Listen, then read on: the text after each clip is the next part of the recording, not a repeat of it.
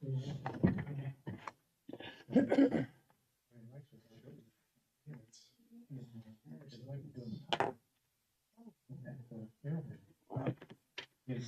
you not want me to hide? I just might lie. Oh, no, that's just. Yeah. Okay.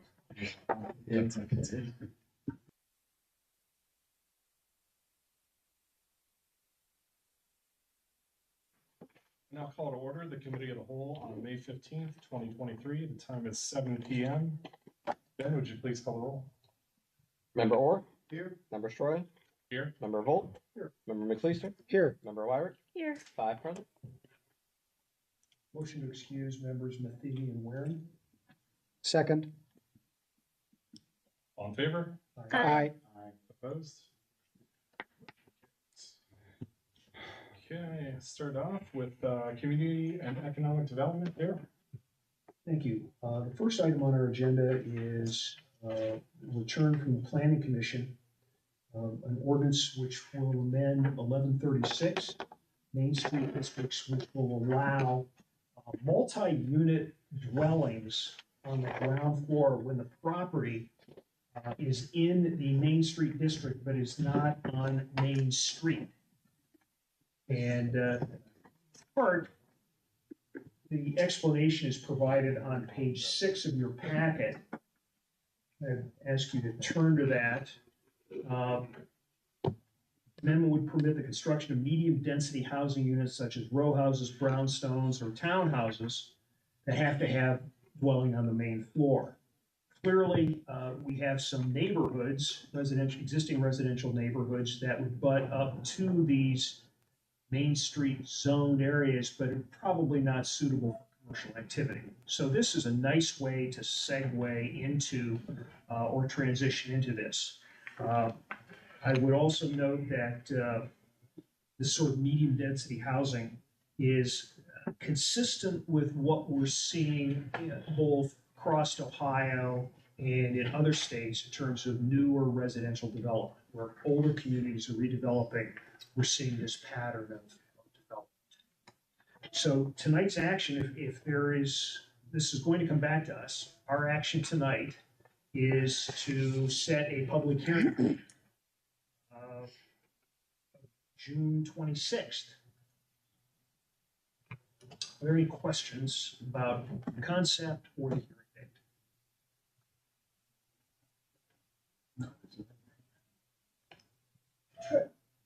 Seeing none, I'll make a motion that we set the hearing date for June 26th. Second. You need the time. At let's go 6:45. Second. All in favor? Aye. Opposed? Motion carries. And can we have a motion and a second to move ordinance 30-2023 to the council agenda? So moved. Second. All in favor? Aye. Opposed? Motion carries. Moving on, Dale. Yeah. Okay, probably has the minutes reflect that we've been joined by member Waring. My house is not on fire, so we're all good.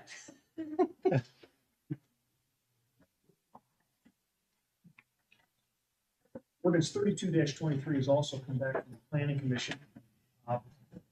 Just to refresh everyone's memory, we have in the process of taking our commercial parking from mandatory size to a recommended size.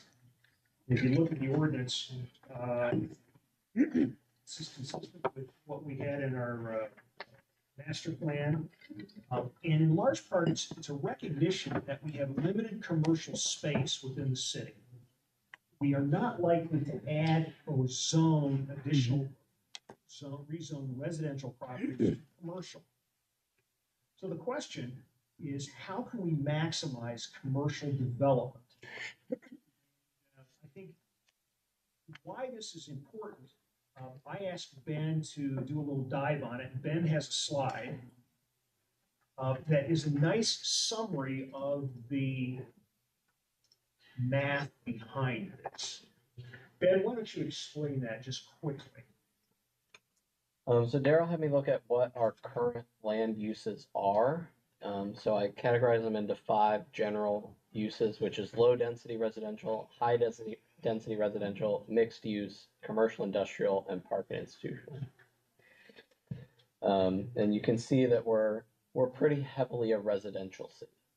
60% of our land is low density residential. Now, the American Planning Association designates uses based on supporting or supported. So what they mean by that is the land use likely to generate excess tax revenue to support other property, or is it likely to require spending tax revenue to support that property? Residential, park and institutional is generally a supported use, not a supporting use. So at our current land use makeup, we have a 4-to-1 ratio of supported to supporting. So that means every 1 acre of productive, I'll say, land, so commercial industrial uses that really provide our income tax and property tax revenues, must support 4 acres of residential land plus the acre itself of commercial industrial. So each 1 acre of commercial industrial must support 5 acres of land in the city. The ratio currently is worse in Ward 4, which has a 14.7-to-1 ratio of commercial land, residential land and commercial. For purposes of clarity, the schools and Walsh are large employers, but they are zoned park and institutional, so we did take them out of park and institutional and count them as commercial industrial for the purposes of it. I think, just as a footnote, this chart underscores the critical nature of redevelopment in our community, because we need to drive higher values and where we can, larger job counts. You remember, we have our 10-point criteria. The first 2 are capital investment and job count. So again, what we're trying to do is maximize that 20%, understanding that we are not, it's not likely we will be rezoning property to commercial. So this brings us back to kind of where we are in terms of this parking. Instead of mandating the number of parking spots, commercial areas, we are going to create there will be a recommended size. That recommendation, let me just take a step back. If you drive past Acme Albrecht, you will note that there is an inordinate amount of unused asphalt. Question: can that be converted to some economic use if the owner so wishes? If you drive to Washington Square, many of you will have probably noted that there is a large parking lot west of the Giant Eagle. Question: could that be used for some commercial purpose? Mr. Diori and I were out at the Wendy's having lunch 6 weeks ago. We were there at lunchtime. There is an appalling amount of unused asphalt at that site. Mm-hmm. So could that entire complex, had we had the recommended approach, could have been reconfigured to more productive uses? Open question. So this has come back favorably from the Planning Commission. We need to schedule a public hearing, which we will do sometime after 6:45. Well, you can add it to the same. I'll add it to the same one. That's good. Thank you. On the 26th. But drive around and look at, in the interim, drive around and look at, is this the best use for our 20%?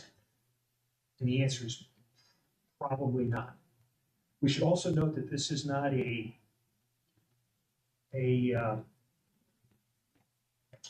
unrestricted approach. If you take a look at the ordinance, in section 1153.12, there's a development plan review.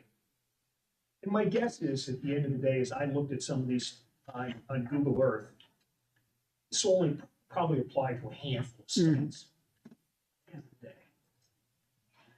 And I would also note that I'm not particularly concerned because no one is going to invest large sums of money if they don't have enough. Mhm. So there is a market force that will be at play. A developer will have to think hard about how much parking he really needs, but we're not going to stand over and say, you need X plus Y, when you really don't need Y. Questions or comments? I'll just throw out as a former chairman of the planning commission, I can remember many times looking at projects and just looking at the parking that was required for them and just thinking there's so much better use for that land than parking spots. And again, it's not every single project we ran into, but quite a few of them. So I fully support this. I think it's a great move. And it's only going to help the property owner, so. I just want to note that this isn't a criticism of the current property owners or current developers in the community. We've essentially like handcuffed them because this number of parking spaces were required. So this is actually a benefit to them if they would like to look into something more productive. That is absolutely correct. Yeah. Mhm. Okay. Yeah. And again, I think we have to understand that these regulations were created literally a generation ago. And many times they came to the city, came to the planning commission as part of a cookie cutter approach to zoning. This is the formula, this is the standard formula, everybody uses it. You should adopt it. Well, did it really work? The answer is yeah. Again, I come back to the 80-20. I look at the south side where the Hoover Company was, all that. And I don't think anyone could park way in the back. Years and years and years. That could really developed into something. Yeah, and if I might add that I iterated it once before, but it'd be worthwhile repeating that we have to understand that the changing nature of the business model and not to have our regulations be so rigid for so many decades. So we just talk about QSRs, quick service restaurant, and restaurants in general, but mostly quick service restaurants. That's what we have in North Canton. They were required to have so many parking spots per seating inside. Maybe 50 years ago that made sense, but let's just take a look at McDonald's and Burger King up there in North Main. So, both of them have in excess of 50 parking spots. They don't, the business model has changed, right? So McDonald's now has a double lane drive-through because people aren't getting out of their car to go in and sit down and eat. It's a to-go, take-out business, and to waste all that parking space that's not needed, could have reconfigured each one of those developments. Burger King's on 1.4 acres. Could have put two places there. But because it required to carry so much parking back in the day, that's where we are. We want to make sure that those back in the days don't be back to the future kind of thing. That's why we recommend this change. It's very important. In parking spaces, don't pay taxes. I mean, you look at tabs, we almost lost tabs. Yeah. Because of parking, and you look at that place, and there's a line out the door almost. You had an owner move in. It's not as nice as the other. That's very true. I just looked, as I was looking on Google Earth today, there were 4 sites that I thought that would potentially benefit from this new approach. The first would be the Washington Square complex. The second was Mark's Plaza. And again, I'm looking at Google Earth. The asphalt, Acme Albrecht, huge amount of asphalt. And that South Main complex, which has whole latte love and other stuff. Yep. I mean, you've got that whole front end of it Yep. that might be amenable to some additional development down the road. So, and who knows, this might help that Waterside, for example, that front parcel, if we weren't quite so tough on parking, give them a little more space to build. So At any rate, I think we probably flawed this to the point of recording. I'm gonna make a motion that we schedule this for public hearing on the 26th at June 26th at 6:45. Second. All in favor? Aye. Opposed? Motion carries. And can we have a motion and a second to move ordinance 32-2023 to the council agenda? Revolt moves. Second. All in favor? Aye. Opposed? Motion carries. Okay, moving on to finance and properties. We had, my readers on. We just had some expenditures that we needed to move, some supplemental expenditures from the municipal road fund and then the capital improvements fund that will be replaced at a later date. Jim, do you want to talk about that a little bit? I know they're coming back. Yeah, so, I can't see right now. we, received municipal road funds, and Rob, our city engineer, he does great, and he has, will be receiving, grants, and so we're, appropriating, an increase in expenditures because Rob's grants will be, taking over the cost of that, so, that's pretty much the, supplemental appropriations are doing. So what is Rob doing with it? So he gets reimbursement based off, So that's where it says that let's see, the municipal road fund and capital improvements fund, street repair expenses will be reimbursed by other sources. right, so he's got. OWC He's said gotten that. funds, yeah, he's gonna be getting funds from municipal road funds, OPWC and ODOT. Okay, They'll be reimbursed, for these expenditures, so. okay. And which projects are this? That is the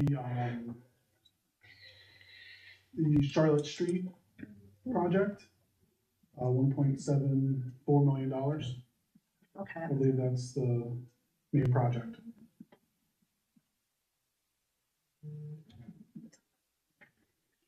And we're spending down the fund balance for the municipal road. Okay.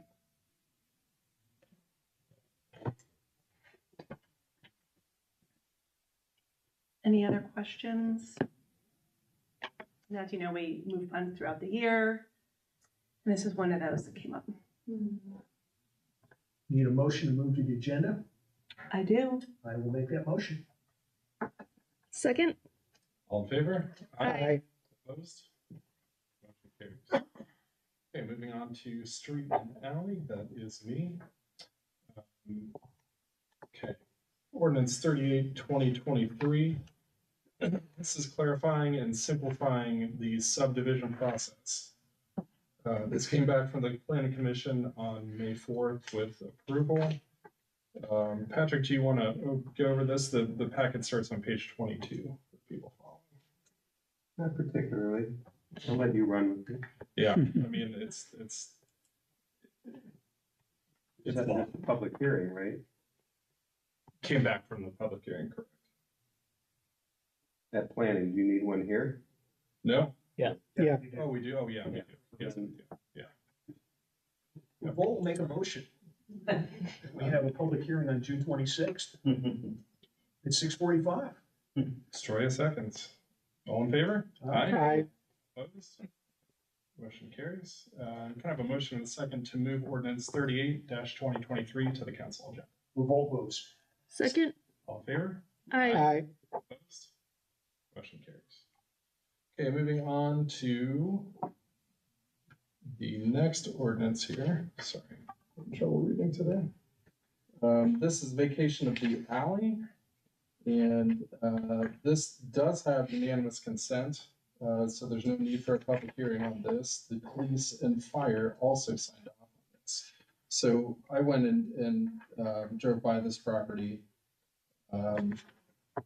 This packet, it starts on page 36 for people following on the packet. There are some particulars to this, if you guys want to get into it. I don't know, but it does have unanimous consent. I can opine on that. Sure. before we- If you don't mind. So this is, at the corner of Rose Lane, Southeast and Main Street.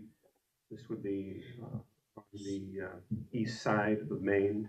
The business that's there is North Canton Collision. And we're certainly grateful that North Canton has a lot of successful businesses in it. And this is certainly one of them. They have a great reputation for fixing your car up when you mess it up. However, they do get backlogged on a regular basis. So many people are availing themselves of their services. And as a result, a lot of damaged inventory that they're fixing is out on the property. And it's been burgeoning, spreading out. And so we've had some discussions with them on getting them to understand why it's important to kind of stay and draw within the lines with all these extra vehicles. And it just became apparent that unless we worked out an arrangement, it's likely that the business probably would have left because there's just no room. I mean, they have residential behind it. There's just no way to expand. So what we thought might be an appropriate response after working with various internal officials is that we could vacate the alley, part of the alley, that's behind North Canton Collision.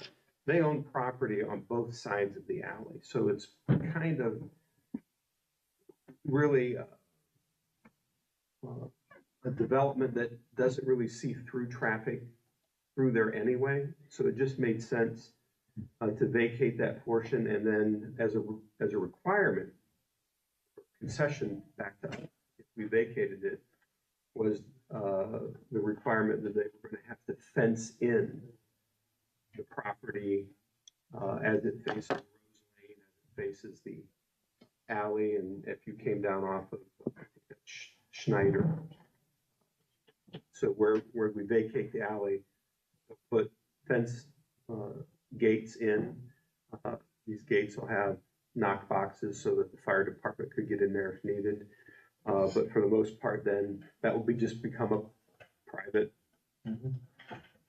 parcel with no cut through. And we think that gives them enough space to rearrange their vehicles, that they're all within the gate, that will be shielded from view from the public with the fencing that goes around it.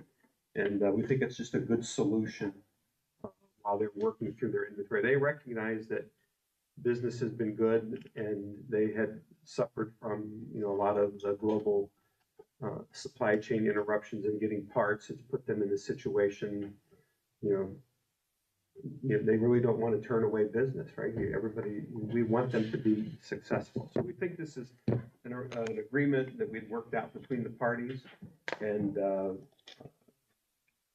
this is our part of it here is to vacate this portion. I have a question. Is it unanimous approval between the parties? Is that There is only one party. okay? They own both sides of the alley. Okay. So this is different than like the one you might recall that we did for St. Paul's Church and the other church right next to it. That alley, when we vacated it, required the approval, because typically when you vacate the alley, one half goes to party A, one half goes to party B. And in that case, we had two different churches. So it required both of those churches to sign off that they agreed that they would take their respective parts and they didn't object. In this case, both property owners are the same person. Does anyone else use the alley? I asked this just, an alley was vacated behind my home and there was not a public hearing. I don't know what, it was a previous council. I don't know, but like we lost access. So with like no warning. So is there, yeah, yeah, I'm still mad about it. But anyway, so is anyone else going to be affected by? Well, the part that's not being vacated, it will still be available to use by the plaza that houses Zepp's Pizza and I don't think the cake lady's, is she still Yeah, there? she's still there. And then there's the Okay. vaping store. So that Mhm. part of the alley is That's still available. And then Cool. on the other Okay. side of that alley is Goodyear Tire. Yeah. And they will have access to the alley, and the service bays that are on the back side of both of those buildings. There'll be, vehicles will be able to get in there, whether it's a FedEx vehicle delivering parts to Goodyear Okay. Tire, or if it's Zepp's getting loads of fresh Yeah. tomatoes. Okay, perfect. So I was gonna interject as well. One, I think this is a great idea to help out a local business and kind of get things taken care of there at that property. But is that alley is what, 10 feet wide? Typically alleys are 10 feet. Right, okay. Does that create an issue with, say, delivery trucks going to that plaza, which I believe they get stuff from the back? Or do we anticipate an issue? Or I guess the other question I have along with that, and I apologize, I got two that can be rolled into one. Would it be best just to vacate that alley or that portion of the alley to the respective property owners as well? Or do we want to continue to maintain that portion of the alley? Let me make sure that I'm making this very clear. Sure. So if you look at, I can't read it, it's small bend, it looks like, let's just say that the North Canton collision that's on the west side of the alley Mm-hmm. runs from Rose Lane up to that midpoint that you see where it looks like there's an X there. Yep, got it. Right there. So, and on the other side, on the east side of that, is also owned by the same entity. Mhm. So we're vacating that to them. So they get the 10 feet plus all that. Mm-hmm. They already have the other. They get that whole strip. Because right now they're required to keep it open. Right. Yeah. Then let's go north of that. Then if you can use your marker there, thank you. That's not being vacated. If you vacated it because there's different property owners, Yeah, one half of the alley would Gotcha. go to one, Okay. they get 5 feet, and the other half would go to, whatever that owner's name. the tire Uh, place, yeah. And they get 5 feet, and in essence, that alley would become unusable. Right, Because no one you'd be transgressing to get Right. access there. gotcha. By What, leaving that open, it services both of those Mhm. entrances. As far as North Canton Collision is concerned, they do accept, deliveries in the front of FedEx trucks, Mhm. Amazon trucks, whatever, but the delivery of vehicles will occur off of Rose Lane in a gated fence that'll be right down there on Rose Lane. And then Yeah. someone will slide the gate back, they'll bring the vehicles in, and they'll be able to park them and arrange them accordingly. okay, And I think what you're asking about turning around, both of the businesses at the north side of the alley have turnaround space. So there's this Okay. triangle behind Zepp's, and then this property that okay, has cars parked on it. okay, yeah, because I see Also- it's cars, okay, so, Yeah. okay, that makes sense, okay. So maybe I didn't answer your question, thank you, Ben. Yeah, thank you, well, thank you both, so that I helps me. definitely have had a lot of people, I mean, it has recently gotten really bad when you go through, and they're sometimes double stacked on Rose Lane. So they kind of went one and then another one, and it's gotten bad. So I've had complaints on that numerous times. Yes. Any other comments, questions? Okay. I'll make a motion to move this to the council agenda. Second. All in favor? Aye, Opposed? Motion carried. Utilities rubbish, Jamie. all right. So we're gonna talk about this, first one, item 6A. So this is taking a look at repealing and replacing our, current regulations for sanitary sewer lines, just getting things a little more up to date. I think one of the things that Ben and I had a conversation on, which, correct me if I'm wrong, so our code, in talking about bringing things up to date, our code still mandates iron pipe, and that is not allowable by state code. Is that fair? Actually, federal law. Federal law, okay, there you So go. Our sanitary sewer code, as far as I can tell, hasn't been updated since 1973.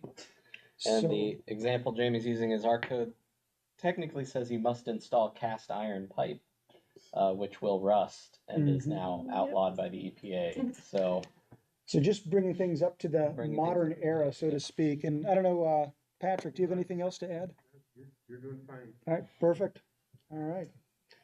Any questions or thoughts on item 6A? Comment, thank you for cleaning up items like this. Yes, That's great. certainly.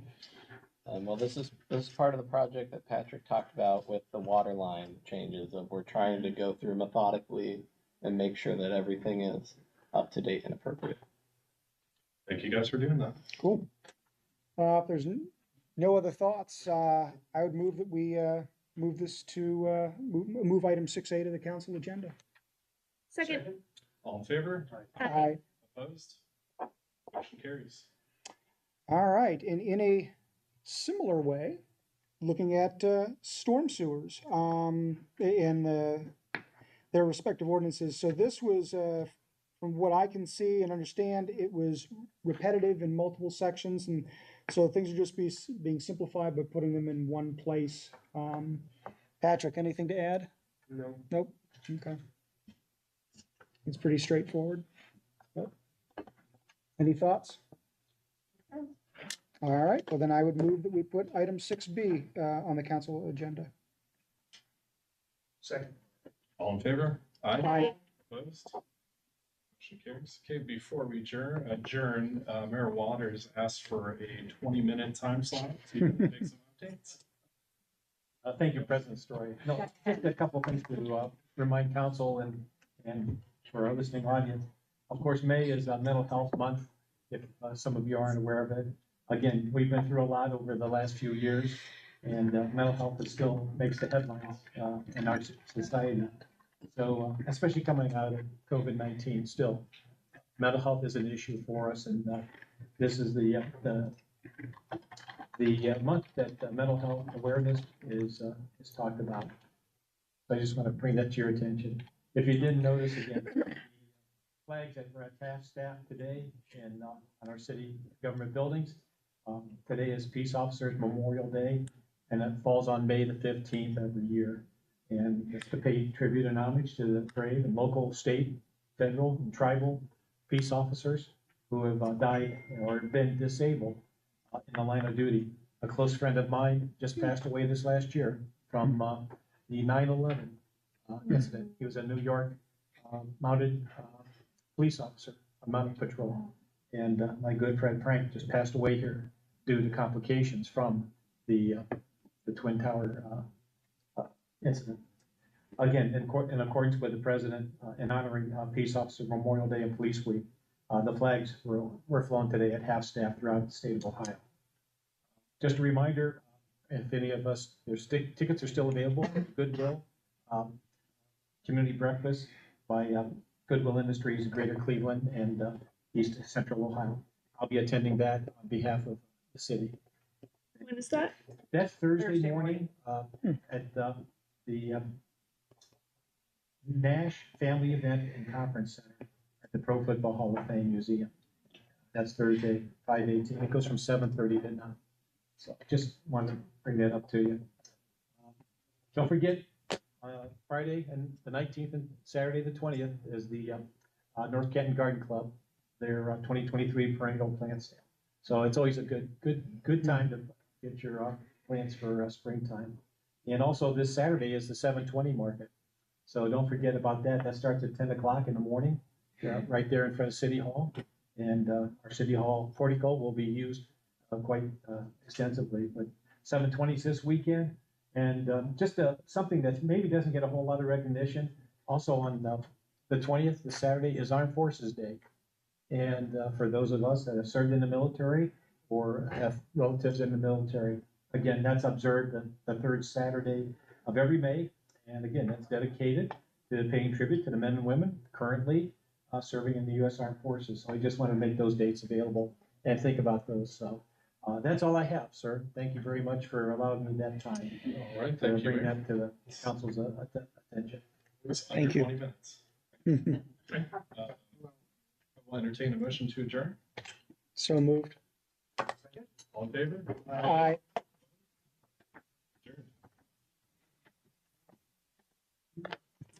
Adjourned. All right.